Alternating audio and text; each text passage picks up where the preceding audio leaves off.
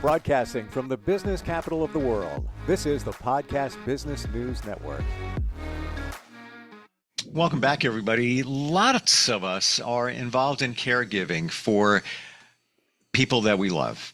A lot of challenges come with that, and part of it is also setting the expectations. What are the expectations you have for the person that you're caring for? Maybe on the other side as well, what they're feeling. We're going to talk about managing those expectations. There's a lot that goes along with caregiving, and I'm learning that as we do every podcast with this woman. She is a caregiving coach, our professional of the year. I didn't even know that existed until we met, and so important for anybody that's going through this. Marika Humphreys is back with us. How you doing today? I am doing really well. Yes, having off to a good start this week, which is always good. Good to hear. Good to hear. And you know, you've been through the caregiving situation, decided to help others as a coach. So a lot of the stuff that we're talking about here is completely relatable to you. It's not just you read a book, took a course and decided I'm going to be a coach for this. When we talk about expectations in caregiving, what are some of the examples that you might give that expectations would go along with that? Yeah. So in my own story, my own situation, my husband got a cancer diagnosis, out of the blue, as most people, I think, encounter cancer or any serious illness and diagnosis. And he battled cancer for 5 years and passed away from it. And during that time, I certainly had expectations. I developed expectations for how I wanted him to behave or be with his diagnosis and with his health. And I will just say that in any relationship, we often have unspoken, I think, ideas about how the other person should behave. And this is my husband, right? And my partner, my best friend. So I already probably had some ideas about how he should be in our marriage and our partnership. But I think when he became ill and was just battling cancer and all the things that introduced in our lives, there were other things that came about. And I'll give you an example of one of them. So he would, when he would call and make an appointment, or he would talk to the doctor on the phone, I, of course, like any person would, wanted him to give me a nice little report about what was spoken on the phone. And that was not always something he was super good at. He would just be like, oh, I got it taken care of, and kind of just gloss over it. And, of course, I wanted the details.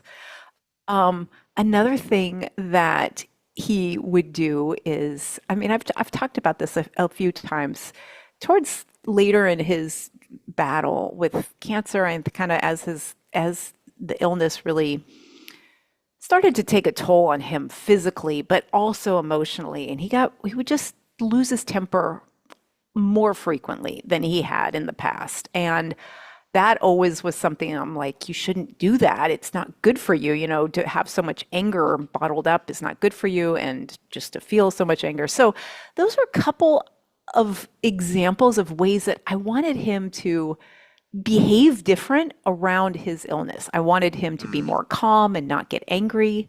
I wanted him to give me a nice little report every time he talked to the doctor. I wanted him to be a certain way so that I could feel better. Like if he just reported and told me, here's the conversation we had, this is what's going to happen next with the plan, then I could feel like, okay, I don't have to do anything, or we've got it covered, or he's managing it. But a lot of times I didn't always know that. And those seem reasonable, right? Those are like, that's not an unreasonable thing. But the problem is that wasn't his way. And so that just wasn't how he did things. With the anger, again, it wasn't I don't want to say it wasn't unreasonable, but I was often worried about his anger and, worried what I should do to help him. But again, it was just what I found is I really tried to not get him upset or do something when he would get angry. And that was just what he need, that was just him expressing emotion. So in both of those cases, it was him being him in his journey through this diagnosis with cancer. And where these expectations come in coaching, we call it the manual. We call it having a manual for the person in our life. And if you think about that, a manual is, we usually think about like when we get a new device or like our toaster or everything has a manual, a set of instructions. Well, people, often we develop a set of operating instructions for how they should be, but we don't ever tell them that. Or if we do, they still don't do it, right? Because they get to be the adults that they are. And we are talking about adults here. It's a little different with children, but so people get to behave how they want. And when we have these ideas about how they should behave and they don't do that, we end up feeling, our emotions get tied to it, and we can end up feeling frustrated or worried or anxious. And that was what was happening and kind of in both of those examples. One was a small thing, one was a big thing, but my emotions were very much tied to his behavior. And that kind of dynamic will, as a caregiver, it's like being at the end of a rope getting whipped around. You will just be kind of constantly exhausted and frustrated. So that was sort of my couple examples of my experience with expectations around my husband. What was his personality before cancer? Were there times where sometimes he got frustrated, he might get a little short, Yeah, Many of us I've thought about this a lot because anger is something I've talked about a lot, and I do feel like came up a lot with his cancer.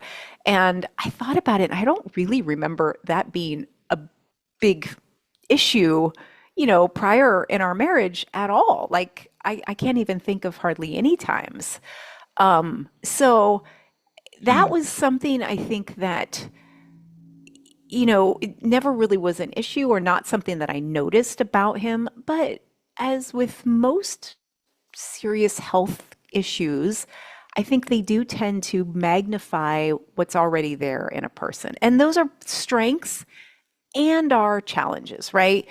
He could endure, his tolerance for pain and his endurance was incredible. And I saw that as he battled cancer. He went through just incredible pain. And I think that was always something that he, like a trait he had, which was magnified in his illness. But then his anger, I think, was just, is really, I would probably say, frustration. And that came about in the form of anger, definitely became magnified. So I do think that health issues kind of magnify what we already have, both the good and the bad. and 1 bazillion% understandable. What you're going through and navigating through all of that and the emotions. Let's talk about the emotions. When you're in the role of caregiver, emotions can flare up.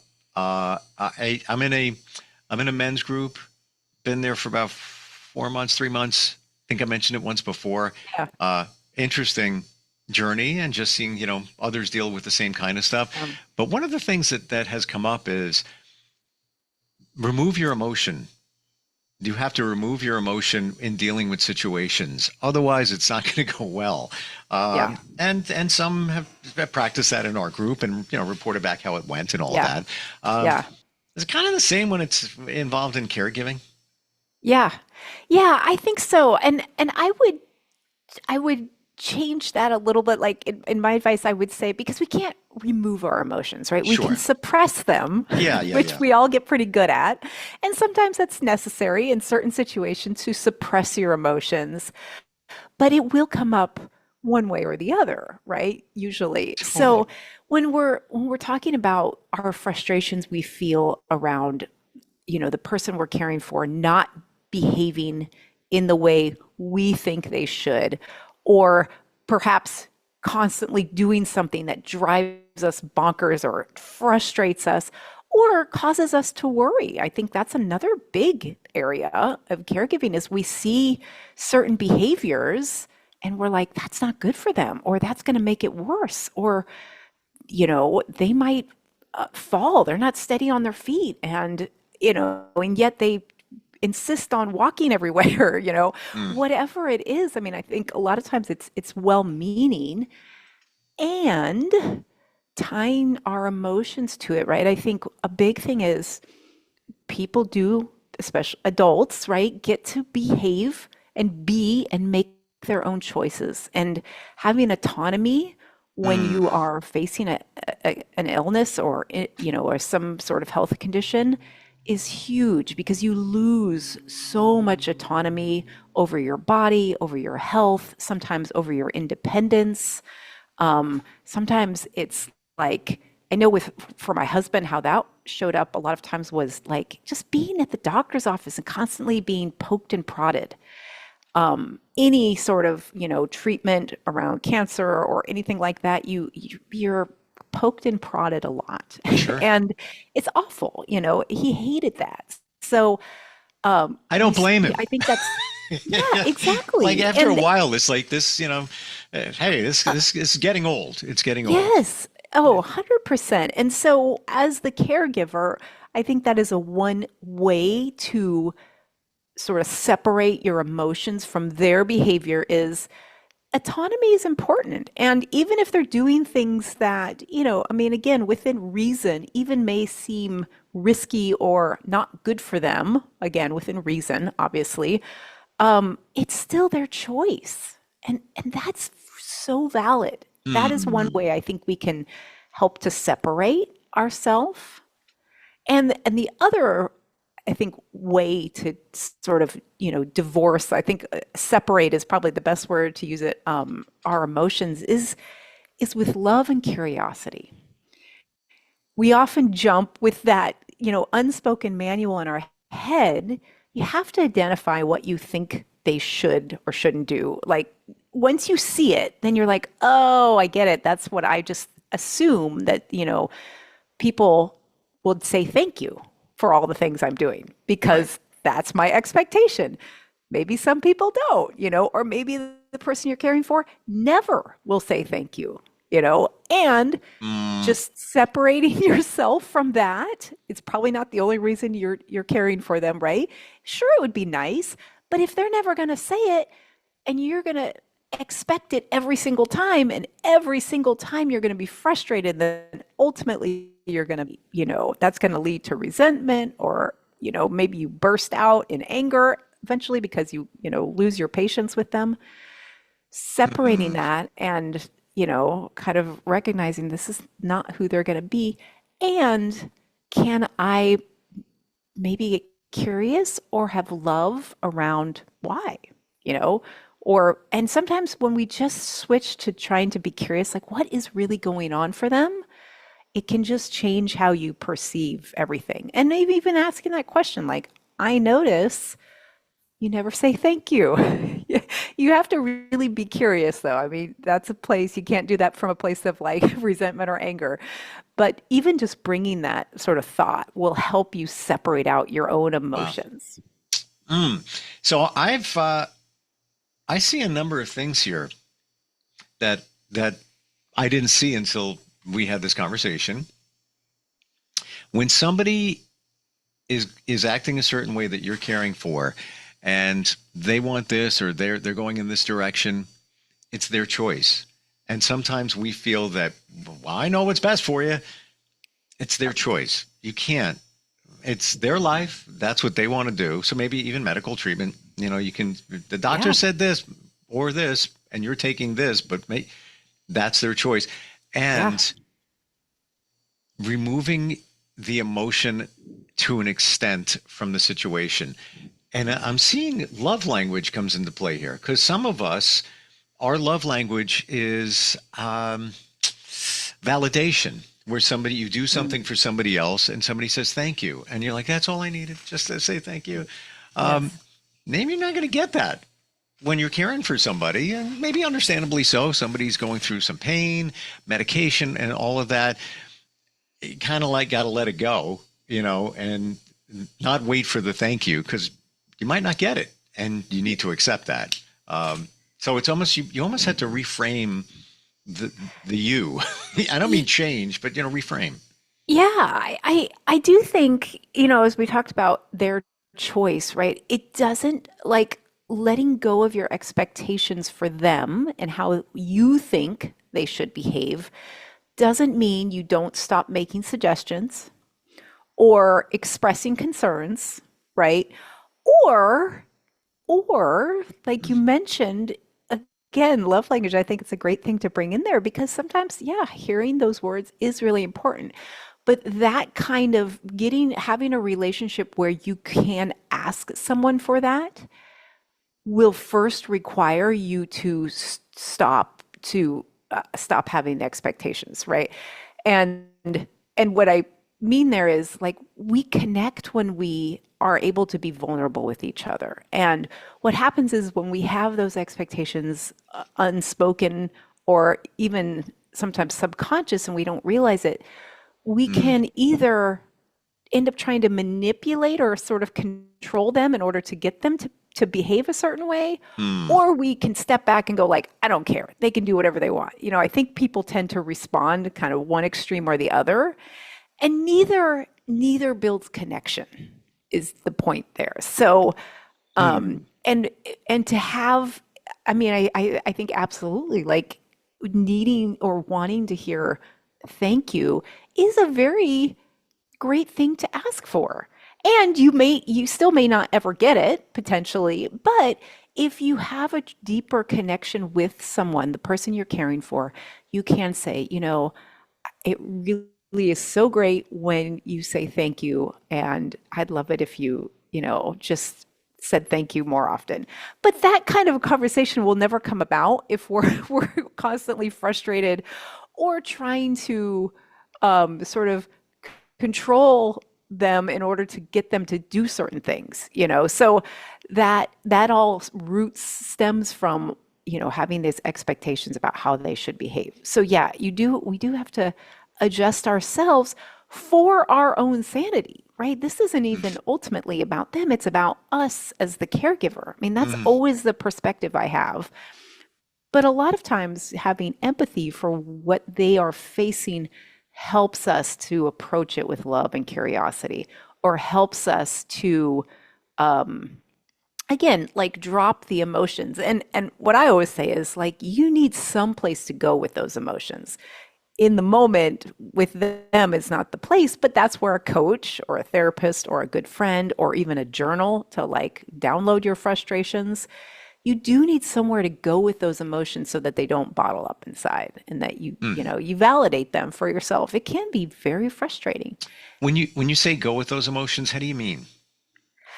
Like what I mean is an outlet for them. And I teach my clients a couple ways to what we call we call processing emotions, which is different than just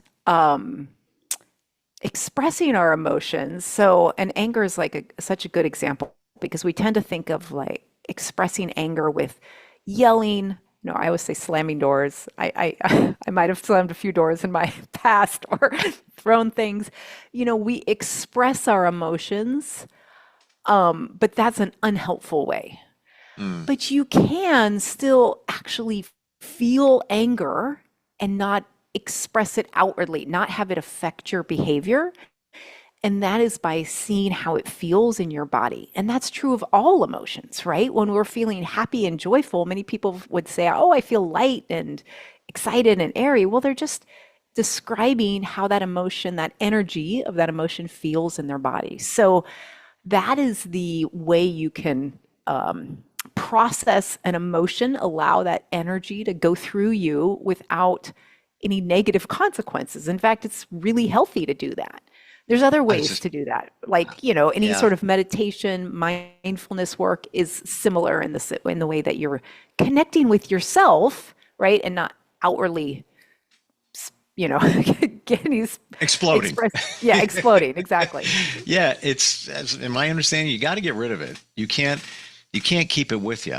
Yes. So it seems Yes. reasonable whatever means it may be, whether, I know it sounds cheesy, going for a walk, there's something therapeutic about going in nature and just collecting your thoughts and having a moment or therapy or a coach where you need I need to purge. I need to, it's like the kettle on the stove after a while. And that's not going to be good for you or even the person that you're caring for. How does it work with you, Marika? If somebody is going through some challenges of caregiving, they reach out to you, they go to your website, starts with a conversation. Is that how it all works? That's exactly how it works. Yeah. Okay. Yeah. It starts with a conversation.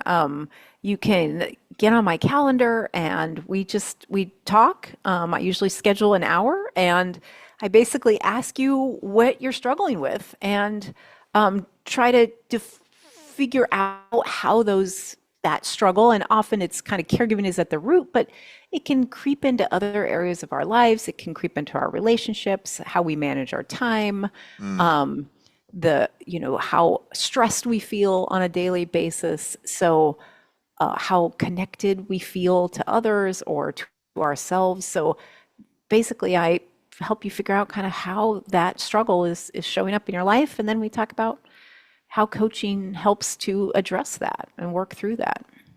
It's almost as if you're talking to a friend, but the friend has experience, friend has training. And when I say experience, I also mean has experienced caregiving as you have. So the understanding is there, because you can talk to a therapist. It's all great, but that's not what they specialize in. They can give you a lot of great insight and you can talk to your friend, but unless they've gone through it, they're just going to typically tell you what you want to hear. Maybe that's not necessarily the best thing always. But what you offer is it's wonderful. I never thought that it existed. In my mind, it should exist, but I never heard of it until you. What's your website? CoachMarika.com. So www.coachmarika.com. And that ability to get on my calendar and schedule that phone call, or actually it's a Zoom call, is on my website as well as my podcast. And you can get on my mailing list as well. So website is the place to go. You are the place to go when somebody's going through some challenges, and they're to be expected. Now, that's the other part. In 15 seconds left here, if you think you're losing it, where I don't know if I'm dealing with this right, it's okay. You're probably doing what you need to do. We're not miracle workers. We're humans. Yeah. I am a firm believer that caregiving, it doesn't require, but you need an extra set of tools. And that's what I give you as a coach, right? It's an extra stress and one that many of us aren't prepared for. And you need more tools in the toolbox to handle it. Well So said. that is literally what I do. CoachMarika.com. Thank you so much for being here today. All right. Thanks so much, Thank Steve. you. We will be right back. Are you looking for even more of the podcasts and hosts that you love? The Podcast Business News Network is proud to announce that you now have even more ways to listen live. Check out the MyTuner Radio, online radio box, and Simple Radio apps on iOS and Android, or find us online. Search for Business News Network on mytuner-radio.com, or search Podcast Business News Network on streama.com and onlineradiobox.com/US. Take your podcasts on the go and don't miss a minute of the action.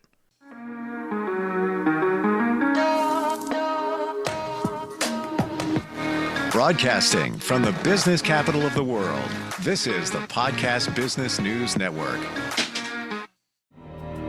For nearly 2,000 severely injured veterans, everyday life has become filled with barriers. Day-to-day simple tasks can become pretty daunting. I have to carry my chair up 2 flights of steps or have somebody do it for me. What scares me the most is just the falling. When I'm struggling with my house, I think, to have that one great barrier just knocked down, it's crucial. Home for Our Troops is a wonderful nonprofit that builds a mortgage-free, fully adaptive, handicap-accessible house. And there's no catch. It'll be our very first home that we've ever owned. This is a game changer. This is where your life begins again. We need you to join us in completing this important mission. Please visit hfotusa.org and help build homes and rebuild lives. Because of you, everything's going to be okay.